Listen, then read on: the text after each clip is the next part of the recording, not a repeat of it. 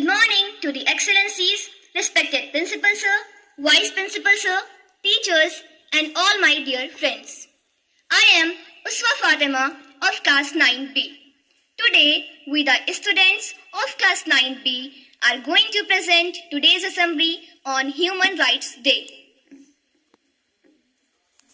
Standards, I'd like to invite Anna Fatima to give a speech on Human Rights Day. Good morning all of you. This is Anna Fatima from class 9B. Today I'm here to represent our speech on the topic called Human Rights Day. Respected Principal Sir, Vice Principal Sir, teachers and all my dear friends. 10th of December is observed as Human Rights Day every year around the world. It marks as a massive milestone in advancement of humanitarianism. It is not dependent on the race, religion, language or gender. Human Rights Day can be defined as the right to liberty, respect, and to live for any human being. Now I am pointing some human rights violation in different parts of the world. 150 million children are working under labor, according to the report on the International Labour Organization. Domestic violence is still not considered as crime in many countries, which leads to violence against children and women. More than 698 million people are living in extreme poverty and struggling to meet their basic need. Around the world, more than enough food is produced, but more than 811 million people still go hungry to bed. All leaders should be worked for human rights and live for poor people and depressed people. Now I'm concluding my words by quoting the words of Nelson Mandela, who was the real victim of human rights violations. The real leaders must be ready to sacrifice all for the freedom of their people. It is the obligation We are going to present you a skit on Human Rights Day. सुप्रभात, आप सभी ने शायद मुझे पहचाना नहीं। मैं हूँ भारत का संविधान यानी द कॉन्स्टिट्यूशन ऑफ इंडिया। मैंने सोचा कि क्यों ना आज आके देखा जाए मेरे अंदर जो भी बातें लिखी हैं उनका सही से पालन हो भी रहा है या नहीं। तो चलिए देखते हैं। हा हा हा, मैं हूँ सांभा, लेकिन मेरा गब्बर से कोई लेना देना नहीं है। मैं बड़ी बड़ी बिल्डिंगें बनाता हूँ और मेरी कंपनी है सांभा वाटा कंपनी। सरकार सरकार बोल बे, ये जो राकेश है बहुत बोल रहा है। क्या भौंक रहा है? इसे 3 साल से सैलरी नहीं मिली तो मांग रहा है अब। अरे तेरे बाप ने मुझसे 25,000 रुपए लिए थे, वो तो अभी तक तूने मुझे वापस नहीं किए। बड़ा आया तनख्वाह मांगने वाला, चल निकल। सर पैर पापा का काम करते वक्त टूटा था ना। अरे काम करते वक्त टूटा था, मैंने तो नहीं तोड़ा था। चल निकल।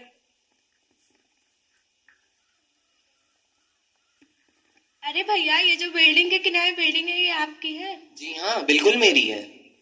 क्या चाहिए आपको? 2 रूम वाला, 3 रूम वाला? बताइए आपको कितने रूम वाला चाहिए? मुझे फ्लैट व्लैट से कोई मतलब नहीं है। आपकी बिल्डिंग इतनी ऊंची है, मेरे छत पे ना धूप आती है ना पानी। मेरी बिल्डिंग, मेरी जमीन, मेरी मर्जी, मैं चाहे जो करूं। पर धूप और हवा का क्या? अगर तुम्हें इतनी धूप और हवा खानी है तो बाहर जाओ। यहाँ रहोगी तो मेरे थप्पड़ और घूसे खाओगी। चलो निकलो।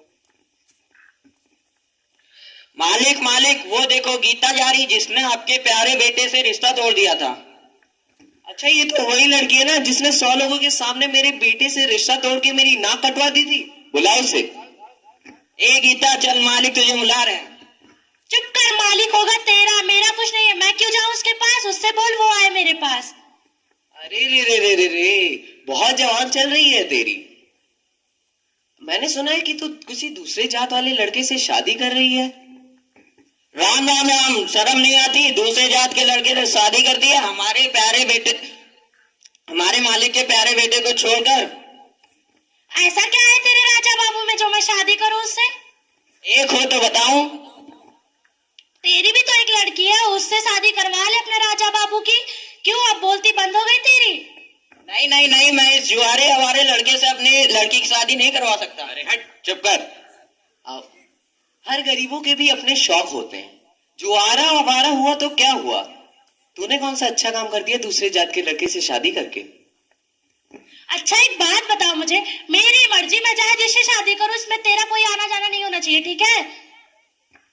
चल, मैंने बहुत अंग्रेजी सुन ली, निकल यहाँ से। साहब मेरे बेटे की मजदूरी के पैसे दे दो, हम खाएंगे क्या? तूने मुझसे 25,000 रुपए कर्जा लिया, मैं वो मांगने तेरे घर आया नहीं ना? तो अब उस 20% के ब्याज को तेरा बेटा नहीं तो कौन चुकाएगा? चल निकल यहां से, पहली फुर्सत में निकल यहां से। पापा मैं हर विषय में अव्वल आई हूँ, आप मुझे कॉमिक्स दिला दीजिए। नहीं, तुम लड़की हो, तुम घर पे माँ के कामों में हाथ बटाओ। पापा प्लीज। मैंने एक बार बोल दिया मतलब बोल दिया। वाह वाह वाह, ताली बजाने का मन कर रहा है। अपने दुष्कर्मों को तो ऐसे पेश कर रहा है, ऐसा लगता है कोई प्रवचन दे रहा हो। ये कौन ड्रामेबाज आ गया यहाँ पे?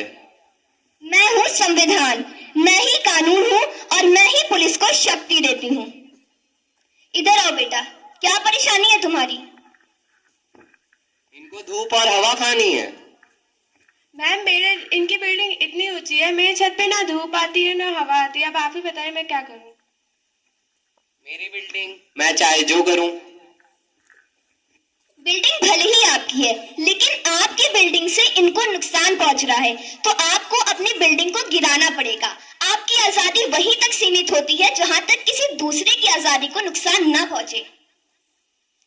आप आइए, आपको क्या दिक्कत है? मैडम मुझे बहुत बड़ी प्रॉब्लम है। ये आदमी मुझे रोज डराता है, धमकाता है कि मैं इसके बेटे से शादी करूं। अब भला आप ही बताइए, हर एक इंसान की खुद का राइट होता है, मैं चाहे जिससे शादी करूं, इसमें इसका क्या मतलब है? जो मेरी नाक कटवाई उसका क्या? देखिए, यहाँ पे आपकी बात ठीक है कि इसने आपकी नाक कटवाई, लेकिन आपकी इज्जत की वजह से इसकी इज्जत को भी हानि पहुंच रही है, तो वहीं पे आपकी इज्जत का अधिकार खत्म हो जाता है। और रही बात दूसरी जाति के लड़के से शादी करने की, तो ये इसकी जिंदगी है, इसका मन, ये किसी से भी शादी करे। और भारत के संविधान में सारी जाति, सारे धर्म बराबर होते हैं।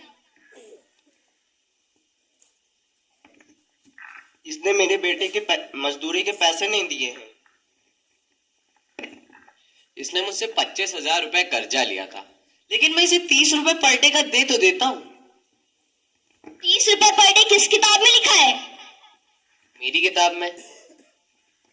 पहली बात तो इनके पिताजी का पैर आपके यहाँ काम करते हुए टूटा था, तो ये आपकी जिम्मेदारी है कि आप इन्हें अस्पताल लेकर के जाएं। दूसरी बात, आप इतने छोटे बच्चे से काम करवा रहे हैं, आप चाइल्ड लेबर एक्ट का उल्लंघन कर रहे हैं। पर ये तो दोषी है ना, ये तो दोषी है ना। अरे चुप रहिए, इनको दोषी कहने का हक आप सबको नहीं है। आप इनके ह्यूमन राइट्स पर नुकसान कर रहे हैं। तो आप ये कहना चाहते हैं कि दोषियों के भी ह्यूमन राइट्स होते हैं? जी हाँ, चाहे वो दोषी हो या निर्दोष, अच्छा हो या बुरा, ह्यूमन राइट सबके होते हैं। इस देश में रहने वाले हर नागरिक का ह्यूमन राइट होता है। तो हमें इन्हें सजा दिलाने के लिए कहाँ जाना होगा? बहुत आसान है।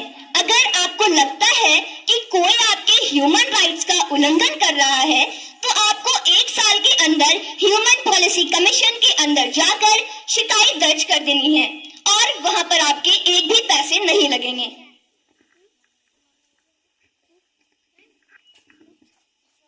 मानव अधिकार हम सबका अधिकार। मानव अधिकार हम सबका अधिकार।